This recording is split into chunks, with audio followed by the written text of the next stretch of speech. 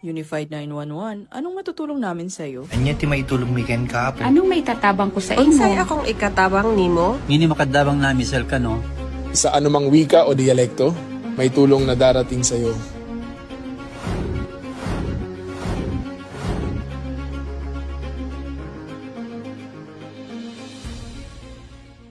Lilingkod sa bawat Pilipino at magbibigay ng tamang impormasyon para sa tahimik at maayos na Pilipinas. Police News Network, alagad ng batas, tagapagtaguyod ng balitang pulis, sandigan ng mamamayan, patnubay ng katotohanan.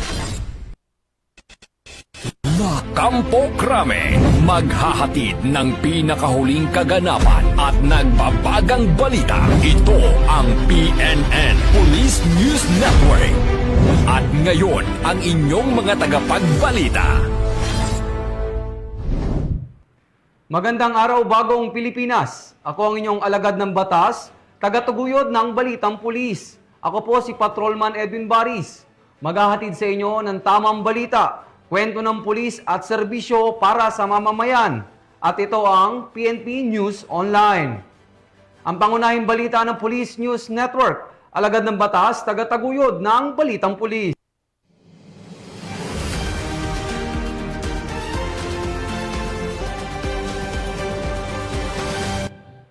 Narito ang mga balitang dapat niyong abangan. PNP Bohol, naka-full alert status matapos tumama ang malakas na lindol sa hilagang bahagi ng Cebu. Community Outreach Program isinagawa sa Cagayan. 1.9 milyong halaga ng smuggled na sigarilyo ang nasabat sa checkpoint sa Sultan Kudarat.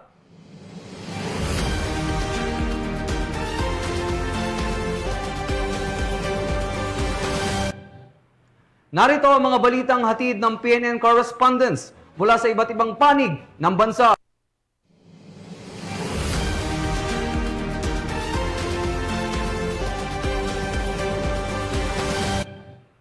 Simulan natin ang balita mula sa bahagi ng Luzon.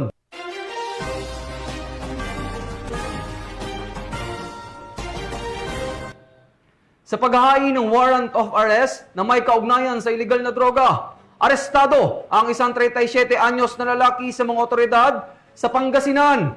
Patrolman Dennis Carinal, ibalita mo. Arestado ng mga tauhan ng Balungaw PNP ang isang lalaki sa Barangay San Aurelio, 2nd Balungaw, Pangasinan, bandang alas 9:30 ng umaga noong October 1, 2025.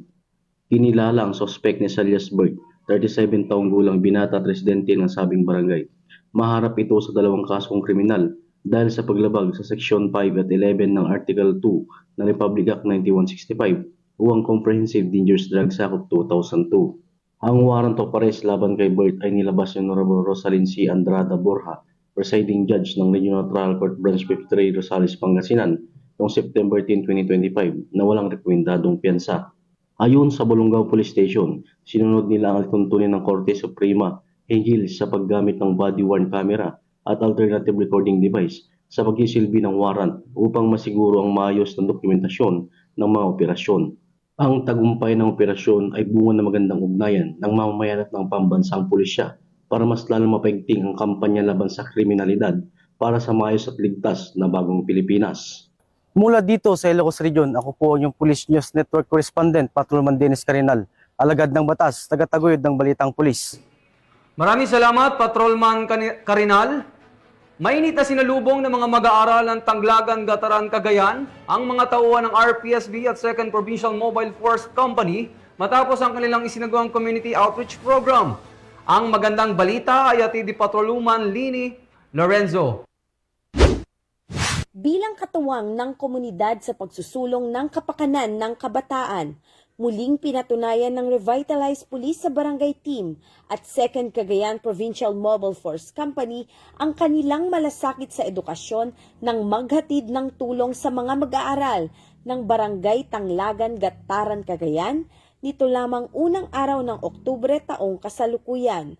Sa kanilang maikling pananatili ng mahigit 2 buwan, agad na natukoy ng RPSB team ang isa sa mga pangunahing suliranin ng barangay, ang sira at lumang bubong ng daycare center na nagsisilbing hadlang sa tuloy-tuloy na pag-aaral ng mga bata, lalo na kapag umuulan. Pinangunahan ni Police Lieutenant Francis Patawi ang aktibidad kasama ang buong RPSB team, katuwang ang 2nd Cagayan Provincial Mobile Force Company sa pamumuno ni Police Major Jefferson D. Mukay, Acting Force Commander, at ang advisory group sa pangunguna naman ni Sir Gilbert Chan, Vice President for Internal Affairs. Sa kanilang pagbisita, personal nilang iniabot ang mga school supplies para sa 36 na mga mag-aaral, isang wall fan at isang 32-inch smart LED TV na magagamit ng guro at mag-aaral upang higit pang mapabuti ang kalidad ng pagkatuto sa loob ng silid-aralan. Ang nasabing aktibidad ay bahagi ng Adapt a School project ng RPSB na naglalayong hindi lamang maghatid ng paunang suporta kundi magsilbing simula ng mas matibay na ugnayan para sa ikabubuti ng edukasyon sa komunidad. Bahagi ng kanilang long-term plan ang pagsasaayos ng nasirang bubong ng daycare center upang masiguro ang ligtas at maayos na pag-aaral ng mga kabataan. Sa kasalukuyan, isinasagawa na ang koordinasyon ng RPSB team sa mga ahensya at pribadong sektor upang maisakatuparan ang proyektong ito sa lalong madaling panahon. Patuloy ang RPSB team at 2nd Cagayan PMFC sa pakikipag-ugnayan sa iba't ibang ahensya at stakeholders upang mas matugunan ang mga pangunahing pangangailangan ng barangay sa loob ng 6 na buwang deployment. Ang kanilang pagkilos ay patunay ng serbisyong mula sa puso para sa kabataan at kinabukasan ng bayan. Mula dito sa Lambak ng Cagayan, ako ang inyong PNN correspondent, Patrolwoman Leni Lorenzo. Alagad ng batas, tagataguyod ng Balitang Pulis. Maraming salamat, Patrolwoman Lorenzo.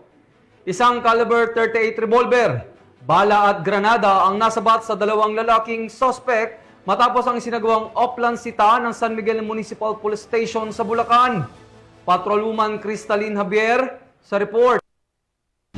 Ang 2 individual matapos makumpiskahan ng baril, bala at granada sa isinagawang oplansita ng mga tauhan ng San Miguel Municipal Police Station dakong 2:00 ng madaling araw sa Barangay San Agustin, San Miguel, Bulacan.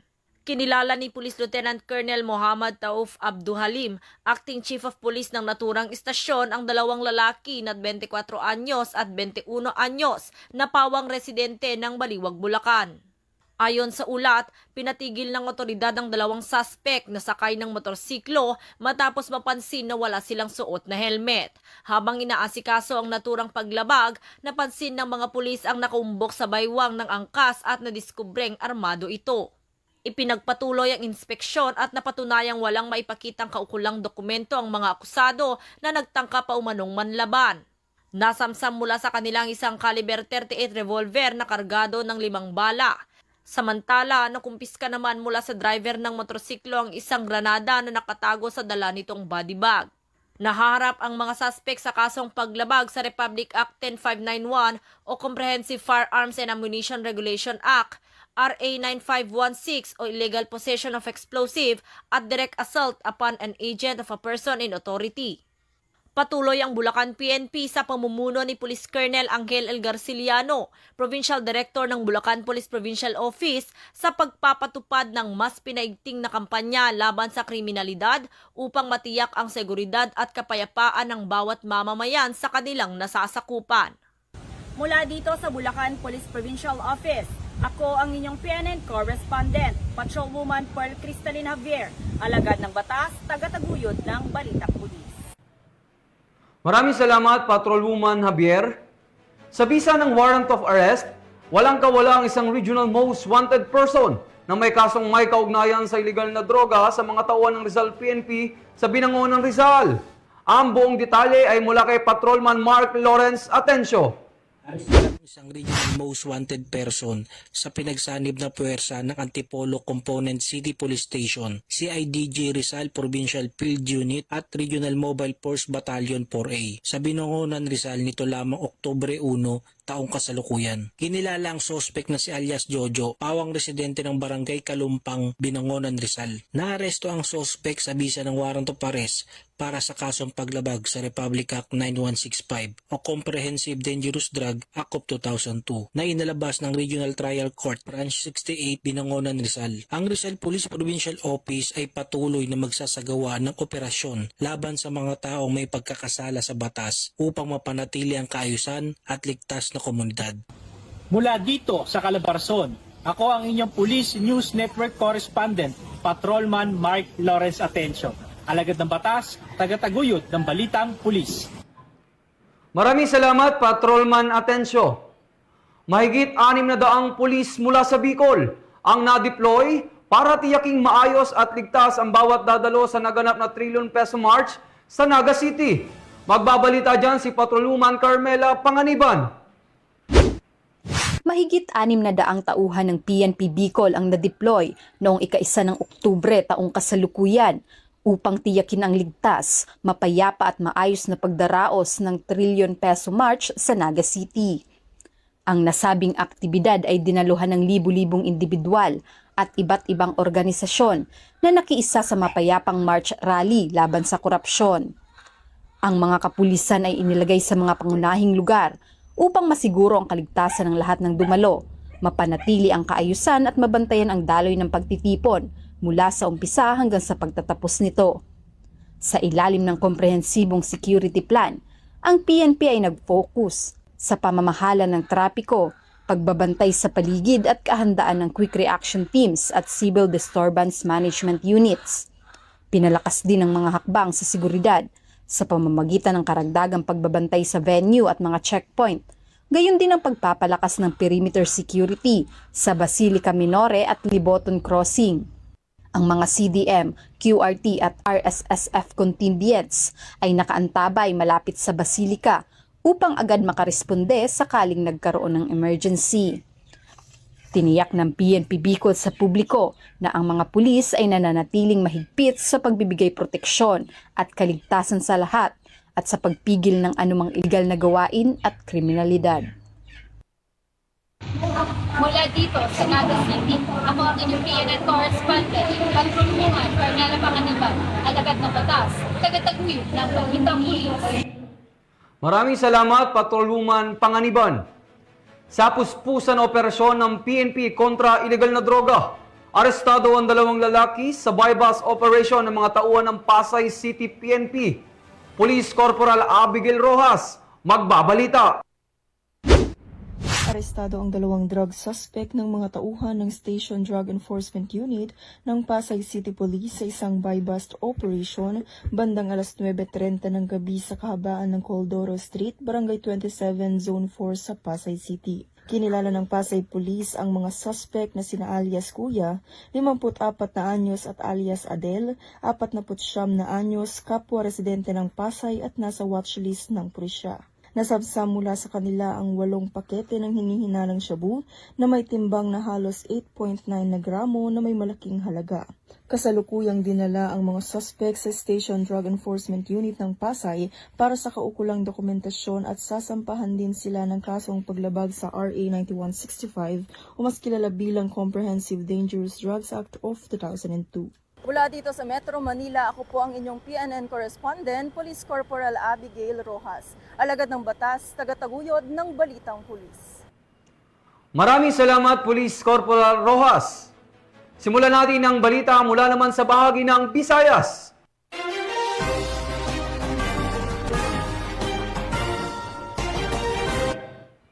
Hindi na nakapalagpa ang isang wanted person na may kasong rape sa isinagawang operasyon ng Iloilo PNP sa Kalinog, Iloilo. Tinutukan niya ni Patrolwoman Ledeline Bansagon. Sa patuloy na kampanya ng kapulisan laban sa most wanted persons at sa layunin may patupad ang hustisya para sa mga biktima ng karahasan, Matagumpay na naaresto ng pinagsanib na pwersa ng mga kapulisan ng Iloilo ang isang top 3 provincial most wanted person sa Barangay Poblasyon Ilaya, Kalinog, Iloilo. Dakong 1:50 ng hapon nito lamang ika-1 ng Oktubre taong kasalukuyan. Ang operasyon ay pinamumunuan ng Intel Operatives ng 602nd Company, RMFB 6 sa pamumuno ni Police Captain Roy C. Compe, Officer in Charge, katuwang ang mga tauhan mula sa Kalinog Municipal Police Station, 2nd Company Provincial Mobile Force Company, PNP Anti-Kidnapping Group, at Regional Intelligence Unit 6. Kinilala ni Police Captain Compeng na aresto na si alias John, 20 taong gulang, binata at residente ng Barangay Ulayan, Kalinog, Iloilo. Si alias John ay kabilang sa top 2 most wanted person sa municipal level at top 3 sa provincial level ay naaresto sa bisa ng warrant of arrest para sa kasong rape by carnal knowledge. Ang naturang warrant ay nilabas at nilagdaan ni Honorable Elijo Sharon Gonzales Herrera Billones, Presiding Judge ng Regional Trial Court, Branch 27, 6th Judicial Region, Iloilo City, noong August 20, 2025, na may probisyon na no bail recommended para sa pansamantalang kalayaan ng akusado. Matapos ang pagkakaaresto, na ipinaalam sa kanya ang karapatang konstitusyonal sa wikang kanyang lubos na nauunawaan. Siya ay kasalukuyang nasa kustudiya ng Kalinog MPS para sa kaukulang dokumentasyon at formal na disposisyon ng kaso. Ipinapakita nito ang dedikasyon at malasakit ng kapulisan sa pagpapanatili ng kapayapaan at kaayusan sa komunidad. Patunay din ito ng matatag na ugnayan at koordinasyon ng iba't ibang law enforcement agencies sa rehiyon upang masiguro ang pagbibigay ng hustisya para sa mga biktima ng krimen. Ang ganitong mga tagumpay ay nagpapatibay ng tiwala ng mamamayan sa PNP at nagsisilbing paalala na walang makakatakas sa mahigpit na pagpapatupad ng batas. Mula dito sa Police Regional Office 6, ako ang inyong Police News Network Correspondent, Patroluman Ledelyn Bansagon, alagad ng batas, tagataguyod ng Balitang Pulis. Maraming salamat, Patroluman Bansagon. Matapos tumama ang malakas na lindol sa ilagang bahagi ng Cebu, naka-full alert status na ang PNP Bohol upang mapagandaan ang epekto nito sa riyon. Patrolwoman Flora May Azares magbabalita. Tapos ang 6.9 magnitude na lindol na tumama sa hilagang bahagi ng Cebu, agad na nagpatawag ng emergency meeting ang Provincial Disaster Risk Reduction and Management Council sa Bohol Provincial Capital upang paghandaan ang mga posibleng epekto ng lindol sa lalawigan. Dumalo sa pulong si Police Colonel Patricio Sidigay Jr., Provincial Director ng Bohol Police Provincial Office, at tiniyak ang aktibong partisipasyon ng PNP sa pagpapanatili ng kaayusan, kaligtasan at agarang pagtugon sa mga insidente kaugnay ng sakuna. Matapos ang pagpupulong, agad na nadeklara si Police Colonel Digay ng full alert status sa buong lalawigan ng Bohol simula alas 8 ng umaga ng Oktubre 1. Inatasan niya ang lahat ng hepe ng pulisya sa mga lungsod at bayan na makipag-ugnayan sa mga local DRRMOs at partner agencies upang magsagawa ng damage and needs assessment, inspection sa mga critical infrastructure at vital installations, at upang masiguro ang kahandaan ng mga puwersa sa anumang maaaring mangyari. Kabilang sa mga lugar na agad na ininspeksyon ay ang Tagbilaran, Dawis New Bridge, at ang Bohol Panglao International Airport, kung saan personal na nagtungo si Police Colonel Digay upang tiyakin ang kaligtasan ng mga istruktura at ng mga mamamayan. Maliban sa inspeksyon, tiniyak din ng BPPO ang kahandaan ng kanilang mga search and rescue teams sakaling kailanganin, habang nagpapatuloy ang mahigpit na seguridad at monitoring sa buong lalawigan. Sa kabila ng banta ng aftershocks, nananatiling matatag at handa ang PNP Bohol sa pamumuno ni Police Colonel Digay na maglingkod at magsagawa ng lahat ng kinakailangang hakbang upang maprotektahan ang buhay at kaligtasan ng bawat mamamayan. Mula dito sa Cebu Police Provincial Office, ako ay inyong Police News Network Correspondent, Patrolwoman Flora May Azares, alagad ng batas, tagataguyod ng Balitang Pulis. Maraming salamat, Patrolwoman Azares. Top 7 Provincial Most Wanted Person na may kasong qualified rape, arestado sa operasyon ng Hilongos Municipal Police Station. Ang balitang ito ay hatid ni Patrolwoman Camberley Flores. Arestado na ang 7 provincial most wanted person na may kasong qualified rape of minor matapos mahuli sa barangay Tambis, Hilongos, Leyte. Bandang alas 7:20 ng gabi nang maaresto ang akusado ng mga tauhan ng Hilongos Municipal Police Station kasama ang Provincial Intelligence Team Southern Leyte, Regional Intelligence Unit 8 at Leyte Provincial Intelligence Unit sa bisa ng warrant of arrest para sa kasong qualified rape of a minor na walang inirekomendang piyansa. Ang akusado ay dinala sa Hilongos MPS para sa kaukulang dokumentasyon at tamang disposisyon. disposisyon. Patuloy ang ating kapulisan sa pagsasagawa ng mga operasyon upang mahuli ang mga lumalabag sa batas, may hatid ang hustisya sa mga naging biktima at mapanatili ang kaayusan at kaligtasan ng komunidad tungo sa minimithi natin na bagong Pilipinas. Mula dito sa Eastern Visayas, ako ang inyong PNN correspondent, Patrolwoman Flores, alagad ng batas, tagataguyod ng Balitang Pulis. Maraming salamat, Patrolwoman Flores. Simulan natin ang balita mula naman sa bahagi ng Mindanao.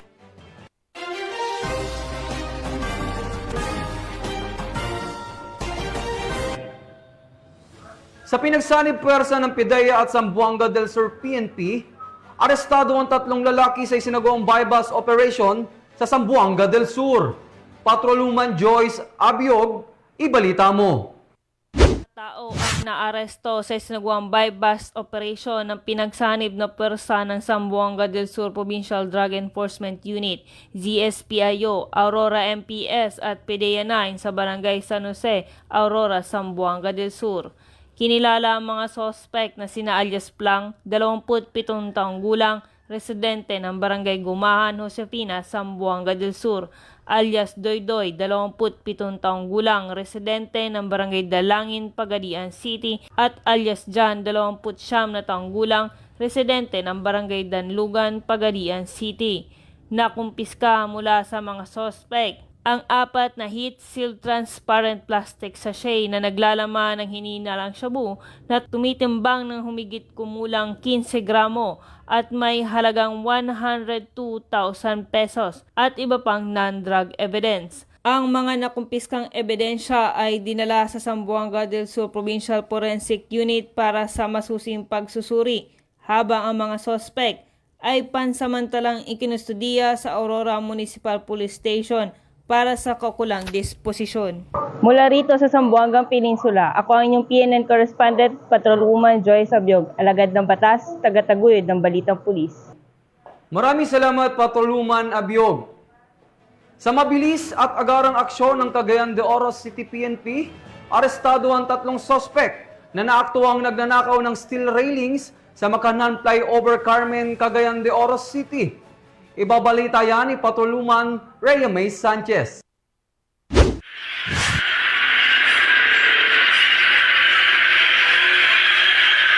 Huli sa akto ang 3 lalaki habang binabaklas ang steel railings sa flyover ng Makanhan, Carmen, Cagayan de Oro City nitong Oktubre 2 taong kasalukuyan. Ayon sa investigasyon ng Cagayan de Oro City PNP, nakatanggap ng sumbong ang Police Station 4 Carmen mula sa mga gawa ng nasabing lugar kung saan nawawala ang mga kagamitan at mga materyalis na abot sa mahigit kumulang 300,000 pesos. Agad naman umispondi ang otoridad at nagsagawa ng hot pursuit operation kung saan matagumpay na nahuli ang mga sospek at nakuha sa kanila ang 42 piraso ng aluminum pipes. Agad naman dinala ang mga sospek sa Maharlika Detention Cell upang ihanda ang kasong isasampa sa kanila. Ang pagkakahuli sa mga sospek ay bunga ng mabilis at maagap na aksyon ng Cagayan de Oro City PNP sa ilalim ng pamumuno ni Police Colonel Gerardo D. Olanday, Acting Director ng Cagayan de Oro City Police Office. Hinikayat din namin ang ating mga kaubayan na manatiling mapagmatyag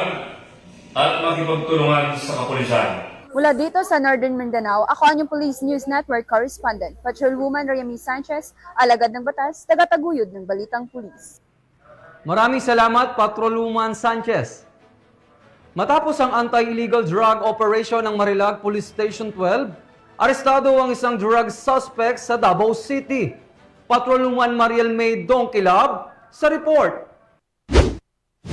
Matagumpay na naaresto ang isang drug suspect sa isinagawang bypass operation ng mga operatiba ng Marilog Police Station 12 sa sitio Lower Patag, Barangay Tamugan, Marilog, Davao City nitong Oktubre 1 taong kasalukuyan. Kinilala ang suspect na si alias Tokhang, 46 anyos, na residente ng nasabing lugar. Nakumpiska mula sa suspect ang 3 maliliit na pakete ng hinihinalang shabu na may standard drug price na 10,616 pesos. Bypass money, isang coin purse at National Identification Card. Kasalukuyang nasa kustodiya ng nasabing estasyon ang suspect at naharap ngayon sa kasong paglabag sa RA 9165 o ang Comprehensive Dangerous Drugs Act of 2002. Sa tulong ng lokal na pamahalaan at aktibong pakikiisa ng komunidad, layunin ng kapulisan na ganap na masugpo ang ipinagbabawal na gamot at matiyak ang napapanatiling kapayapaan at kaayusan sa buong rehiyon. Mula dito sa Rion 11, ako ang PNN correspondent, Patrolwoman Mariel Maydon Kilab, alagad ng batas, taga-taguyod ng Balitang Pulis. Maraming salamat, Patrolwoman Dong Kilab.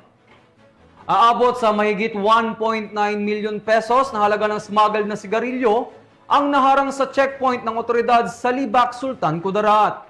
Ang buong detalye mula kay Patrolwoman Bina Morales. Tinatayang higit 1.9 milyong halaga ng smuggled na sigarilyo ang nasabat ng pinagsanib na puwersa ng 2nd Sultan Kudarat Provincial Mobile Force Company at Libak Municipal Police Station. Matapos maharang ang isang sasakyan sa checkpoint sa sitio Panggawan, Barangay Christian Nebo, Libak, Sultan Kudarat. Dakong alas 11:30 ng gabi nitong Oktubre 1 taong kasalukuyan. Kinilala ang mga nahuling suspect na sina alias Bong, 36 na taong gulang, driver at residente ng Cotabato City. Alias Mar, 30 anyos, driver, residente din ng Cotabato City. At si alias Ak, 26 na anyos, helper, residente naman ng Dato Udil Siswat, Maguindanao del Norte. Nasamsa mula sa kanilang sasakyan ng 44 na kahon ng Canon cigarettes, 6 na kahon ng Berlin Red cigarettes, at 30 reams ng Berlin Red cigarettes. Ang mga suspect na magpakita ng kaukulang dokumento para sa transportasyon ng mga sigarilyo. Ang inventaryo at pagmamarka ng ebidensya ay sinagawa sa presensya ng mga suspect, saksi mula sa media at isang barangay opisyal. Ang mga suspect at nakumpiskang sigarilyo ay nasa kustodiya na ng Libak MPS para sa tamang dokumentasyon at disposisyon. Mariing pinapaalalahanan ni Police Brigadier General Arnold P. Argente, Regional Director ng Pro 12, ang publiko na ang smuggling ay isang seryosong krimen na nagpapahina sa ekonomiya at banta sa kalusugan ng mamamayan. Nananawagan din ang Regional Director sa publiko na makipagtulungan at magsuplong ng impormasyon upang masugpo ang ganitong iligal na gawain at mapanatili ang kapayapaan at kaayusan sa ilalim ng bagong Pilipinas. Mula dito sa Rehiyon 12, ako ang inyong PNN correspondent, Patrolwoman Vina Morales, alagad ng batas, taga-taguyod ng Balitang Pulis. Maraming salamat, Patrolwoman Morales. Matapos ang ilang araw na pagmanman ng mga otoridad, arestado ang isang drug suspect sa isinagawang buy-bust operation sa Butuan City. Magbabalita dyan si Patrolwoman Kay Francisco. Arestado ang isang suspect matapos mahuli ng mga operatiba sa pagbebenta o mano ng ipinagbabawal na gamot sa May Montilla Street, Purocres, Barangay San Ignacio, Butuan City. Kinilala ang suspect na si alias CK, 30 anyos, binata, isang construction worker at residente ng Pro 4, Barangay San Ignacio, Butuan City. Nasamsam mula sa suspect ang 3 sachet na hinihinalang shabu at isang sachet na bypassed item na may kabuang bigat na 15 gramo at tinatayang nagkakahalaga ng 102,000 pesos. Nakumpiska rin ang 7,000 pesos na buy-bust money. Batay sa ulat ng mga otoridad ay kabilang suspect sa street-level individual at umano'y matagal nang minamanmanan ng mga operatiba dahil sa pagbebenta ng iligal na droga. Ang nahuli ito matapos makapagbenta sa isang pulis na nagsilbing poster buyer. Naging matagumpay ang operasyon sa pamumuno ni Police Lieutenant Melesha P. Kulam sa ilalim ng supervisyon ni Police Lieutenant Colonel Brian E. Riponte, hepe ng SOU 13 PNP-DEG. Katuwa ang mga operatiba ng PNP-DEG SOU 13 at puwersa ng Butuan City Police Station 1. Sa ngayon ay nasa kustodiya na ng PNP-DEG ang suspect at nakatarang sampahan ng kasong paglabag sa Republic Act 9165 o Comprehensive Dangerous Drugs Act of 2002. Mula rito sa Rehiyon ng Caraga, ako ang inyong PNN correspondent, Patrolwoman Kay Francisco, alagad ng batas, taga-taguyod ng Balitang Pulis. Maraming salamat, Patrolwoman Francisco. Nagbigay ng seguridad at tulong ang mga membro ng mga Dadato PNP sa isinagawang relief operation para sa mga pamilyang naapektuhan ng nagdaang bagyo sa Maguindanao del Sur. Ang magandang balita mula kay Judy Ann Alibo. Nakiisa sa pamangunguna dato MPS sa mga pamilyang naapektuhan ng mga nagdaang bagyo sa Barangay Paitan, Manguda Dato, Maguindanao del Sur nito lamang ika-30 ng Setyembre taong kasalukuyan. Pinangunahan ni Police Captain Edward K. Avilino, officer in charge ng Manguda Dato Municipal Police Station, ang naturang aktibidad. Katuwang si Loreto Jr. V. Cabaya ng Department of Social Welfare and Development Region 12 at Local Government Unit upang makiisa sa pamamahagi ng ayuda sa nasabing lugar. Ang naturang relief operation ay malinaw na patunay ng matibay na ugnayan at pagtutulungan ng Philippine National Police, DSWD, LGU at iba pang mga katuwang mula sa komunidad. Sa kanilang sama-samang pagsisikap, natiyak na mabilis at epektibong naihatid ang tulong sa mga apektadong residente. Ang tagumpay ng operasyong ito ay nagpapatibay sa kalagahan ng interagency cooperation at pagkakaisa sa pagbibigay serbisyong publiko lalo na sa pagtugon sa agarang pangangailangan ng mga pamayanang tinamaan ng kalamidad. Ang gawaing ito ay sumasalamin sa patuloy na pakikipagtulungan sa iba't ibang ahensya ng pamalaan upang mapaglingkuran ang mga komunidad lalo na sa oras ng matinding pangangailangan. Mula rito sa Police Provincial Office ng Maguindanao del Sur, ako ang inyong PNN Correspondent, Patrolwoman Judy Ann Alibo, alagad ng batas, tagataguyod ng Balitang Pulis. Maraming salamat, Patrolwoman Alibo. At mga ka-PNN, 83 days na lang, Pasko na.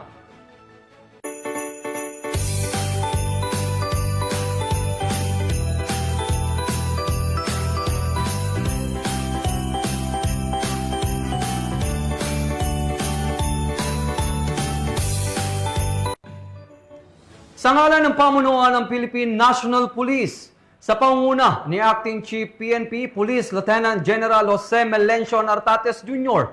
at sa pamumuno ni President Ferdinand Bongbong Marcos Jr., kami ay maglilingkod sa bawat Pilipino at magbibigay ng tama at balansing balita. Mula rito sa tanggapan ng tagapag-ugnay ng Pambansang Pulisya, kami ang inyong alagad ng batas, tagataguyod ng Balitang Pulis. Ako ang inyong tagapag-ugnay, ako po si Patrolman Edwin Baris. Maghahatid ng tamang balita, kwento ng pulis at serbisyo para sa mamamayan. At ito ang PNP News Online, ang pangunahing balita ng Police News Network.